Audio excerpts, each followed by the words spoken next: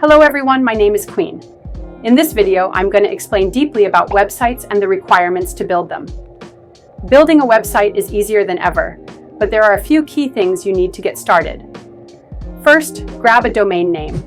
Think of it as your website's address, like www.myawesomebiz.com. You can snag one from GoDaddy or Namecheap for about $10 to $15 a year. Next up is web hosting, where your website lives. Options like Bluehost or SiteGround usually run around $2 to $10 a month for basic plans. Before we continue, remember to subscribe to IGT TECH COLLEGE. Now let's talk about how you'll build your site. You can choose no-code builders like Wix or Squarespace for a user-friendly experience, or go for self-hosted WordPress for more power and flexibility. Then you'll need to focus on design and content. Create a logo, write your homepage, and maybe add a blog or portfolio. Don't forget about functionality. Depending on your goals, you might want contact forms, e-commerce features, or social media links.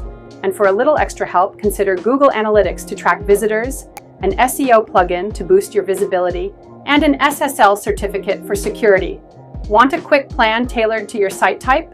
Just let me know what you're building, and I'll provide a step-by-step guide with the best tools for you. Let's get started.